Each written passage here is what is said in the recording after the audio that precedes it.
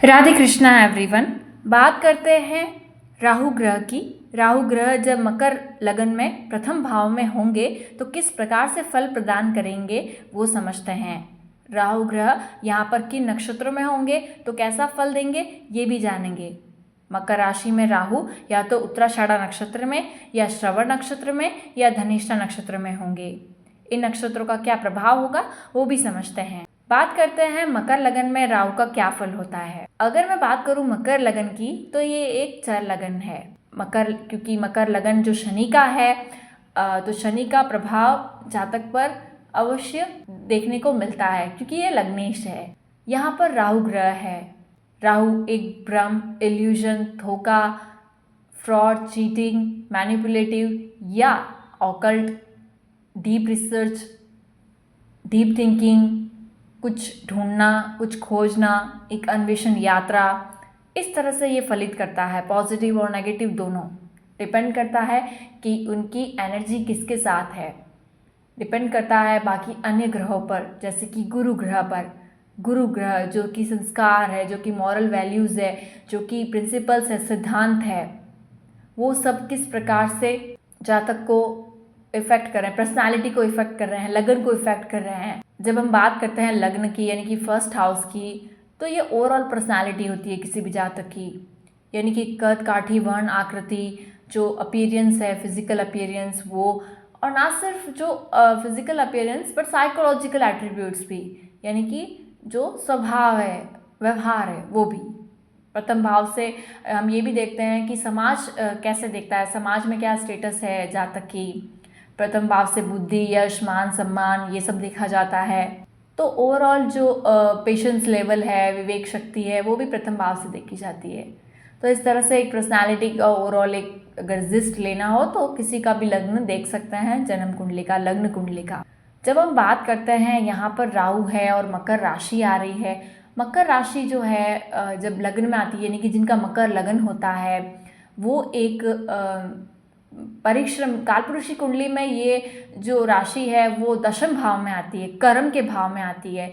तो ऐसे जो जातक होते हैं जिनका जन्म मकर लगन में होता है, वो कर्मशील जातक या जातिकाएं हैं, यानी कर्म करना पसंद करते हैं, कार्य करना, कुछ काम करना, और कर्म में बिलीव करते हैं, चाहे गुड कर्म हो या बैड कर्म। जिस तरह से आप कोई कार्य कर रहे हैं, व्यापार कर रहे हैं, बिजनेस कर रहे हैं, वो भी कर्म है एक तरह का। और जो छोटी मोटी चीज़ें जीवन में कर्म का बंधन बन रहा है, वो भी एक कर्म है। तो कर्म यहाँ पर दोनों को ही दर्शाता है। कालपुरुष की कुंडली में मकर राशि दशम भाव में आती है और वो आपका लग्न बना है अब, यानी कि आपका मकर लगन है और उसमें राहु ग्रह है। तो भ्रम, कन्फ्यूजन, इल्यूजन वाला ग्रह है। दोनों ही ट्रेड्स है, पॉजिटिव भी है, नेगेटिव भी है राहु ग्रह के। ये पर्सनालिटी को प्रभावित अत्यधिक करता है। कृष्णकाय हो सकता है, कृष्ण वर्ण हो सकता है जातक का, लेकिन एक प्रभावशाली पर्सनालिटी हो सकती है। कई बार कन्फ्यूजन पर्सनालिटी भी होती है लोगों के लिए और स्वयं के लिए भी। कारण ये है कि राहु है जो कि भ्रमित है, जो कि इल्यूजन है। उन्हें खुद को ही नहीं पता कि वो कभी वो मोटिवेट और कभी डीमोटिवेट होते हैं, या फिर कभी लोग कहते हैं इन्हें ये बहुत दयालु हैं और कभी कहते हैं कि इनका स्वभाव क्रूर है, यानी कि एक डुअल पर्सनालिटी को दर्शाता है। मकर लगन चर लगन है, बदलाव का लगन है, चेंजेस का लगन है। तो उसी तरह से ये शनि की उपस्थिति कुंडली में कहाँ पर है बहुत मैटर करेगी, क्योंकि लग्नेश है शनि। शनि यदि मेष राशि में है तो ये यहाँ पर नीच राशि में है, तो थोड़ा प्रॉब्लमेटिक देख सकते हैं। जीवन में परिश्रम अधिक होगा। और अगर आप देखें शनि तुला राशि में है तो जीवन में परिश्रम होगा, लेकिन काफ़ी परिश्रम के बाद एक सफलता भी मिलेगी, और जो वो चाहते हैं जीवन में पाना, वो भी ऐसे जातक या जाति का पाते हैं। कर्म प्रधान जो करियर या जो जैसा जिस क्षेत्र में जाना चाहते हैं वैसा वो अपने जीवन में पाते हैं, ये देखा गया है। बाकी की अन्य राशियों में शनि, जैसे बुध के साथ मित्रता है तो यहाँ भी पॉजिटिव है, इनकी मिथुन और कन्या राशि में भी अच्छे हैं, तुला राशि में, वृषभ राशि में भी अच्छे हैं। यहाँ पर ओवरऑल अच्छा पोजीशन है शनि की अगर राशियों के साथ, तो ये अच्छा है। और अष्टम भाव का शनि है, यानी कि सिंह राशि का है तो थोड़ा प्रॉब्लमेटिक होगा। अन्यथा यहाँ पर मेष राशि एक तो चतुर्थ भाव में और एक अष्टम भाव में थोड़ा सा प्रॉब्लमेटिक होगा। कर्क राशि में भी अगर है तो केतु के साथ में होंगे तो थोड़ा कर्म बंधन को बताते हैं। परिश्रम जहाँ कर रहे हैं वहाँ कहीं ना कहीं पिछले जन्म से कर्म जुड़े हुए हैं, इसलिए अनायास ही परिश्रम करना पड़ रहा है। अब हम बात करते हैं और शनि का पोजीशन अगर देखें तो 6th हाउस में है तो भी कोई ज़्यादा प्रॉब्लम नहीं होता है। लग्नेश शुक्र के 6 में बैठे हैं तो शत्रुओं पर विजय पाते हैं। तो इस तरह से शनि ग्रह इंपॉर्टेंट रहेगा यहाँ पर। लग्नेश उनकी स्थिति क्या है, क्योंकि ये राहु के डिस्पोजिटर है। राहु ग्रह शनि की राशि में बैठे हैं और शनि की स्थिति बहुत महत्वपूर्ण है जानने की। राहु या केतु ग्रह है, जो ये दो छाया ग्रह है, उनका डिस्पोजिटर देखना बहुत ज़रूरी होता है। तो इस तरह से आप देख सकते हैं। बाकी अगर राहु के बारे में और देखें प्रथम भाव में लग्न में, तो एक हटके पर्सनालिटी होती है। जैसा मैंने कहा, एक अलग पर्सनालिटी होती है और एक प्रभाव छोड़ने वाली पर्सनालिटी होती है जो दूसरों पर प्रभाव छोड़ती है अगर शनि तुला राशि में जा रहा है तो, यानी कि दशम भाव में जा रहा है तो। और स्पेशली अपने कर्म से प्रभाव छोड़ते हैं। जो ये कार्य कर रहे हैं, जो परिश्रम करके जो उन्होंने पोजीशन पाई है, उससे प्रभावित करते हैं ये अन्य जनों को या समाज को। तो इस तरह आप से देख सकते हैं। यहाँ पर शनि का है तो परिश्रम तो रहता है, लेकिन फील्ड कौन सी होगी ये देखना ज़रूरी है कि दशम भाव पर किन ग्रह का दृष्टि है, दशम एकादश से क्या ग्रह जुड़ रहे हैं। और ओवरऑल अगर राहु को देख रहे हैं हम लोग, तो हम पॉलिटिकल साइड ऑफ बहुत ज़्यादा रहता है। पॉलिटिकल में करियर या पॉलिटिकल छवि बनी हुई है, या ऐसे फैमिली से बिलोंग करते हो, ऐसा देख सकते हैं। जब हम बात करते हैं और डीप राहु का, तो राहु राजनीति से भी जुड़ा ग्रह है। शनि भी परिश्रम और एक मेहनत का ग्रह है। तो इस तरह से समझें तो ये ओवरऑल एक ऐसा ही बताता है पॉलिटिकल का करियर। अब बात करें हम दृष्टियों की, तो पंचम दृष्टि से पंचम भाव को देख रहे हैं, जहां वृषभ राशि आ रही है। शुक्र की पोजीशन मैटर करेगी। कोई पंचम भाव में ग्रह बैठे हो तो मैटर करेगा राहु किस पर दृष्टि डाल रहे हैं। अन्यथा ओवरऑल ये एक अच्छा ही रिजल्ट होगा। सप्तम भाव में केतु है और कार्मिक बॉन्डेजेस को बताता है। कर्क राशि का केतु है। तो इस तरह से अगर आप देखें तो कॉन्फ्लिक्ट और रिलेशनशिप में थोड़ा बहुत प्रॉब्लमेटिक रहना देख सकते हैं, क्योंकि ये कर्मों का बंधन बहुत ज़्यादा बता रहा है।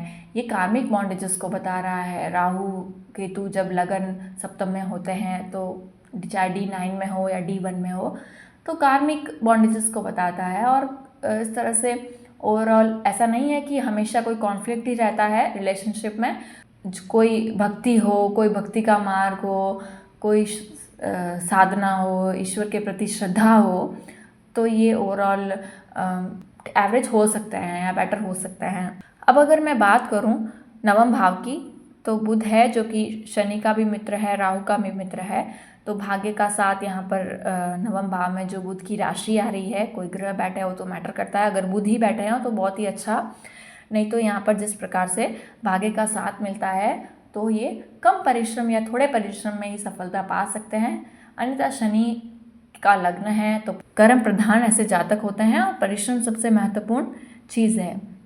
तो यही बात करें और तो यहाँ पर उग्र स्वभाव कभी कभार देता है। एज़ पर ये यहाँ पर सिचुएशन के हिसाब से देख सकते हैं। व्यक्तित्व रहस्यमय होता है। राहु ग्रह रहस्यमय है, शनि भी ऐसा ही कुछ है। तो यहाँ पर रहस्यमय व्यक्तित्व या उग्रता या कटुता कभी कभार आप ऐसे देखने को ट्रेड्स मिल सकते हैं। वहीं बात करें तो व्यापार में भी थोड़ा प्रॉब्लमेटिक ही होगा। अगर बुध राहु का कोई कंजक्शन इस तरह से बन रहा है, जैसे मैंने कहा नवम भाव में बुध है, या ऐसा कोई और 7th हाउस से कुछ ऐसे ग्रह जुड़े हैं जो कि व्यापार में उन्नति प्रदान करे, तो हो सकता है। वहीं बात करते हैं हम नक्षत्रों की, तो राहु ग्रह जब मकर राशि में होंगे तो यहाँ पर ये उत्तराषाढ़ा नक्षत्र के 2nd या 3rd या 4th चरण में से किसी एक चरण में हो सकते हैं। फर्स्ट चरण जो है वो धनु राशि में जा रहा है और हमने ऑलरेडी उसके बारे में बात की है पिछले वीडियो में।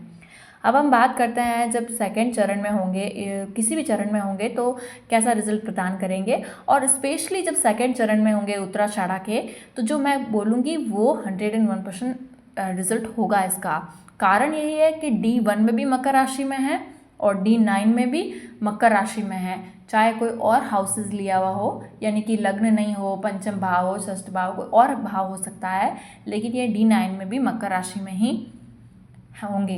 तो इस प्रकार से अगर मैं बात करूं तो यहाँ पर उत्तराषाढ़ा नक्षत्र में जो कि सूर्य का नक्षत्र होता है, तो शनि की राशि है, सूर्य का नक्षत्र है और राहु का प्लेसमेंट है।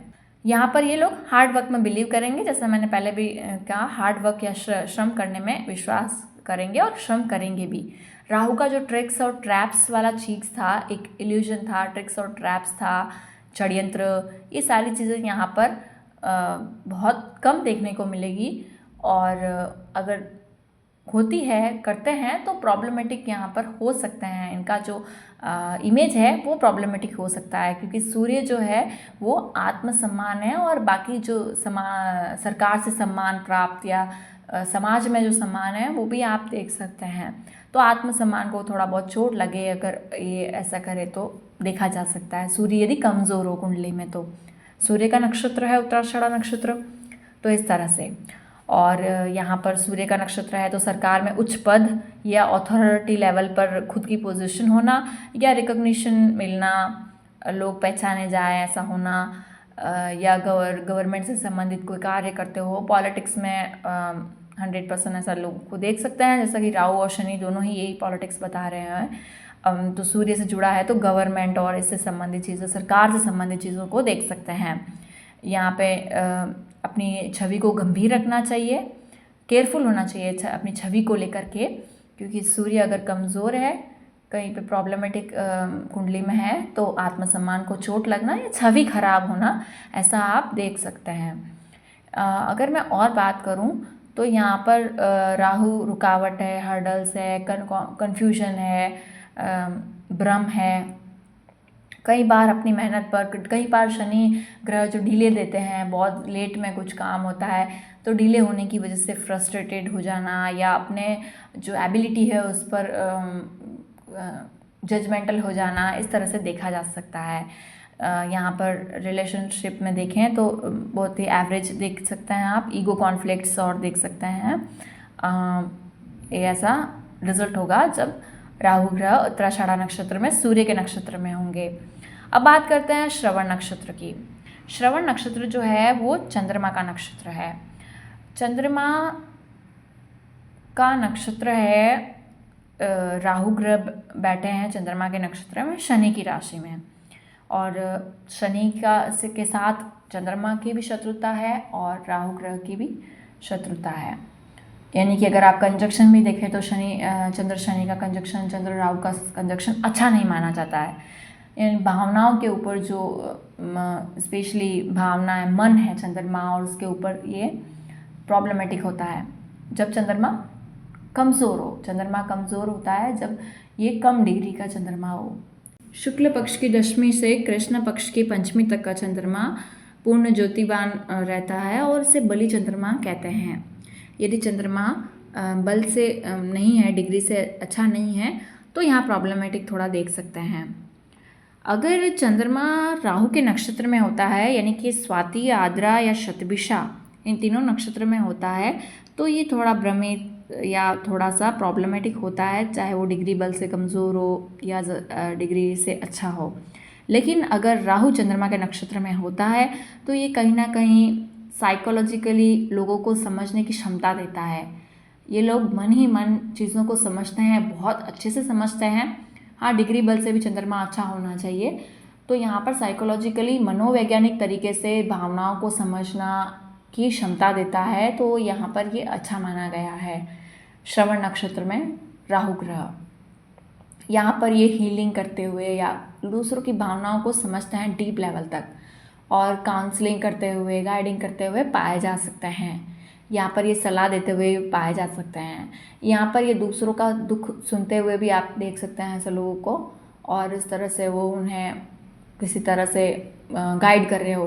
जैसे मैंने कहा राहु ऑकल्ट भी है, राहु डीप रिसर्च भी है, राहु जो है मनोवैज्ञानिक की दिशा, राहु और केतु ग्रह, क्योंकि केतु ग्रह सपोर्ट कर रहे हैं राहु ग्रह को 7th हाउस से, तो केतु ग्रह भी मनोवैज्ञानिक चीज़ों से संबंधित है, तो यहाँ पर ये हो सकता है। वहीं पे एक भ्रम है, एक इल्यूजन है, धोखा है राहु ग्रह, तो ये अपने ट्रेड्स अगर ज़्यादा दिखाएं, negative way of negative Rahu का ज़्यादा प्रेजेंस हो, तो यहाँ पर इन्हें ऐसे करियर चूज़ करने में थोड़ा सोचना चाहिए। अब बात करते हैं अब हम तीसरे नक्षत्र की, यानी कि धनिष्ठा नक्षत्र की, जिसका फर्स्ट और सेकंड चरण ही आ रहा है मकर राशि के अंतर्गत, जो कि मंगल का नक्षत्र है। जब मैं बात करती हूँ शनि की राशि में राहु की, तो एक उग्र स्वभाव, जैसे मैंने कहा, और एक उग्र या कभी नर्म कभी उग्र, इस तरह से एक ऐसा पर्सनालिटी दिखेंगे। तो अगर हम देखें यहाँ पर मंगल के होने से उग्रता अत्यधिक देखने को मिल सकती है, और वो पैशन के प्रति जुनून होता है, अपने कार्य के प्रति जुनून होता है, अपने कर्मों के प्रति जुनून होता है, मुझे ये अचीव करना है, मुझे ये पा लेना है, कॉम्पिटिटिव स्पिरिट होती है, या कर्म करने में, कार्य करने में एक जुनून यहाँ पर राहु प्रदान कराता है जब वो धनिष्ठा नक्षत्र मंगल के नक्षत्र में होता है। राहु यहाँ पर ओवरऑल एक अच्छा पोजीशन देता है, और एक अच्छा स्वभाव देगा ये ज़रूरी नहीं है।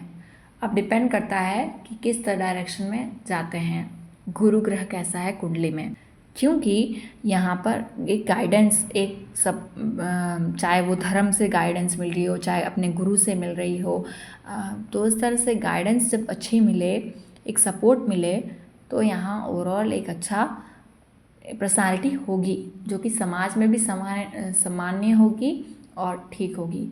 तो इस तरह से मंगल की ऊर्जा राहु के साथ बहुत अत्यधिक हो जाती है, और शनि के साथ है तो यहाँ पर एक बहुत ओवर एक्सप्लोजन ऑफ जुनून या कार्य के प्रति जुनून देखा जा सकता है। फिर वो ये नहीं देखते हैं कि क्या सही है क्या बुरा है, इसलिए मैंने कहा गुरु ग्रह का अच्छा होना ज़रूरी है। कोई डायरेक्शन देने वाला गुरु हो जीवन में, या कोई धर्म के जो प्रिंसिपल्स है, सिद्धांत हैं, वो ये करना पाप है, ये ऐसा नहीं करना है, जो हमारे जैसे हिंदू कल्चर में है।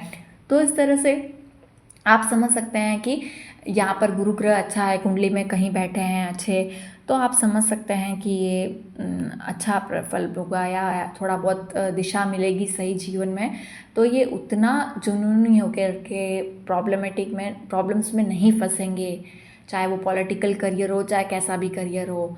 वरना यहाँ पर ओवरऑल आप भगवान भैरव बाबा की या हनुमान जी की उपासना करें अगर जीवन में, स्पेशली ये धनिष्ठा नक्षत्र जिनका राहु धनिष्ठा नक्षत्र में है, तो ये यहाँ पर ऊर्जाओं को बैलेंस करना और एक सही दिशा आपको, अगर जीवन में गुरु नहीं है तो आप ईश्वर को गुरु बनाइए, तो भगवान भैरव बाबा की या फिर बजरंग बली की या भगवान भोलेनाथ की, किसी की भी उपासना आप करके अच्छा फल प्राप्त कर सकते हैं, एक सही डायरेक्शन जीवन में प्राप्त कर सकते हैं।